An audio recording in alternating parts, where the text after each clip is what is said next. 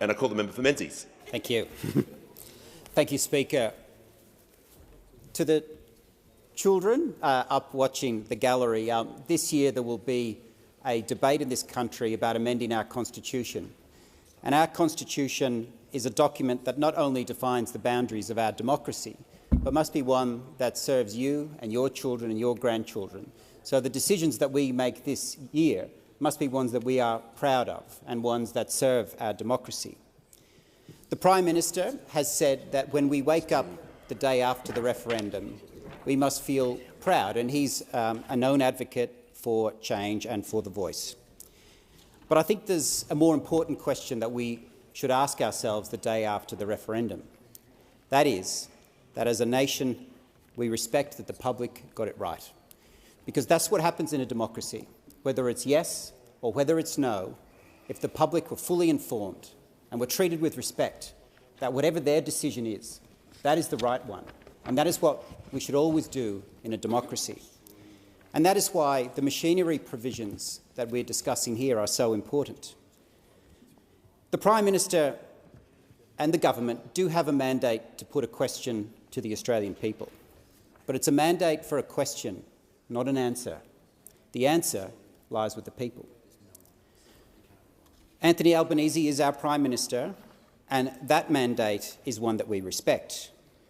But we must always respect the mandate of the people to answer it. A peaceful and orderly transfer of power matters in a democracy. It begins with a concession by the losing candidate. This marks the election as legitimate because of the core belief that the people always get it right. That is why the Prime Minister's description of the voice being about decency and manners is concerning. The same can be said for the criticism that this is about whether Australians want to be counted on the right side of history. Last year, the former Prime Minister Kevin Rudd claimed that arguments against the voice were intellectually fraudulent and the work of bad actors.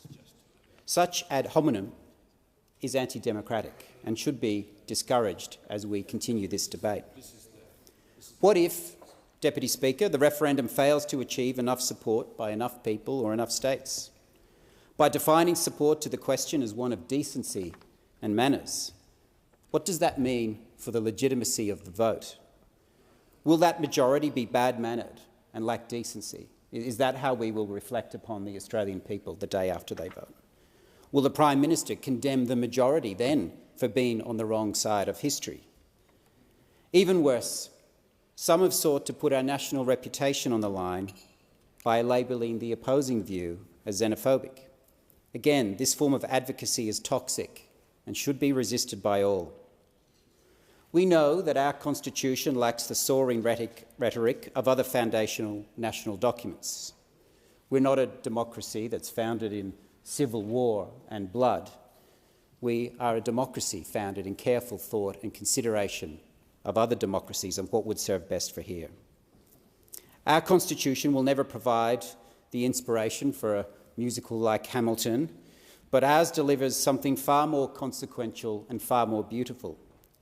Ours is the foundation stone for one of the world's most stable liberal democracies. So, Deputy Speaker, it is disingenuous to attack any voices in any debate for lacking decency and manners, especially if that view ends up being shared by a sufficient majority.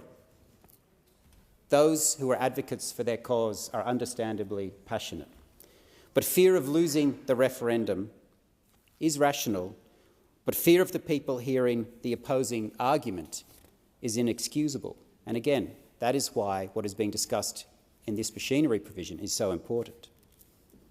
Changing the Constitution is one of the most serious of decisions. The Prime Minister has said there will be a national conversation. A conversation, by its definition, involves the exchange of thoughts and ideas. It should include matters of principle, practice and constitutional design. The Prime Minister will be a passionate campaigner for the yes case, but he should be an even more forceful advocate for the legitimacy of the debate. If that happens, and if both sides commit to that, then no matter the referendum result, we will wake up the day after and say that the people will have made the right decision. The Prime Minister gave a key speech at the Chifley Research Centre on the 5th of November of this year. It was a good speech, and there was parts of it that are relevant to what we are discussing here. The Prime Minister spoke about the risk of the rolling fury of a culture war and the way it undermines civil and rational debate. And he spoke about our capacity to disagree respectfully. The Prime Minister then referred to the January 6th riots in the United States Capitol. The Prime Minister said that people who had fallen headlong into poisonous conspiracy theories, into a worldview of grievance and suspicion, saw betrayal, and that there was no political opponents, only mortal enemies. People who would rather believe that an election was stolen than accept that their preferred candidate was defeated. And he said that democracy can never be taken for granted and that people should always be treated with respect. And again, these principles don't just apply to other democracies in the United States, they apply here in this referendum because there is a great risk that the tone of this debate in this year will be highly divisive. And that is the role that we all have to play here.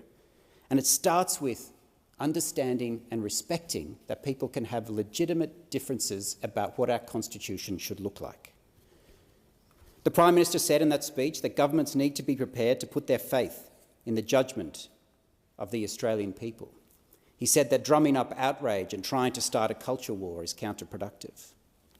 And he finished with some positive tones. He said he's optimistic about the success of the referendum because he is optimistic about the character of the Australian people. And again, that's where the Prime Minister falls short. He's linking success to the result.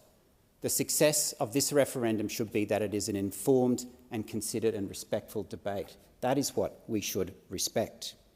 And again, the Prime Minister defaulted to his passion for the yes case winning by saying that Australians should play their part in an historic step forward for our country. This referendum bill has some key changes, that one of which will be in the Senate.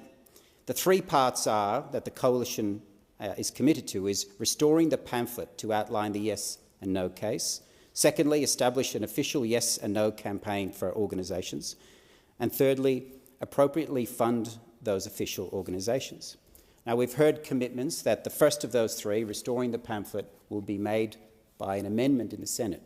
And that is a welcome change, because we should always trust Australians with hearing both sides of an argument, always.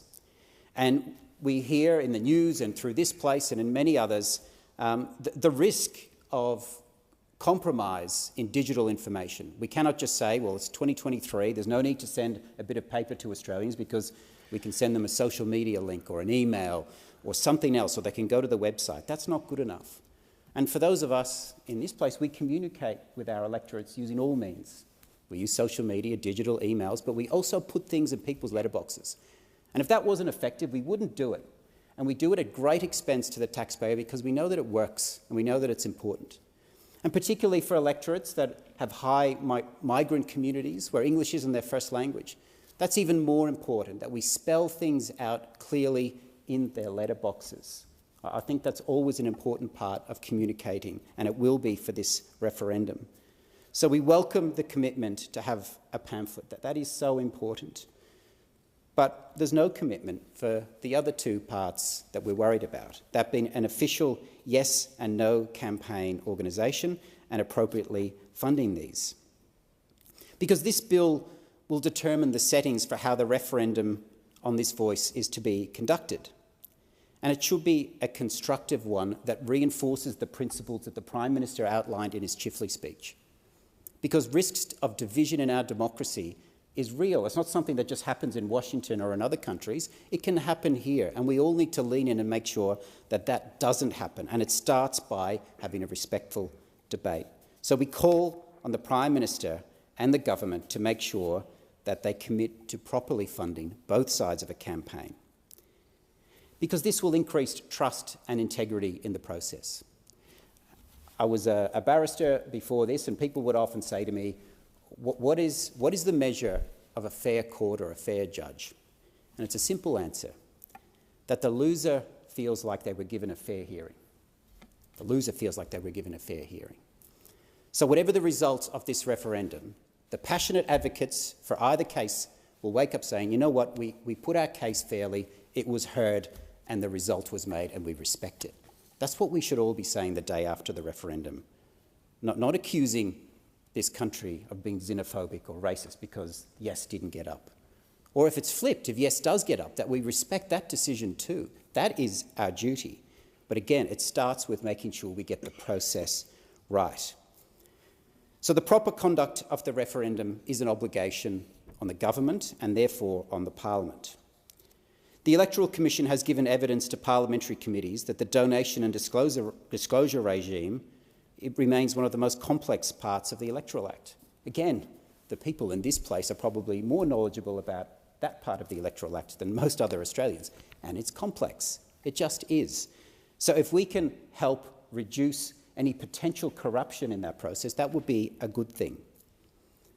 It's also important that we recognise that for this referendum, the participants are often people who are not regularly involved in elections.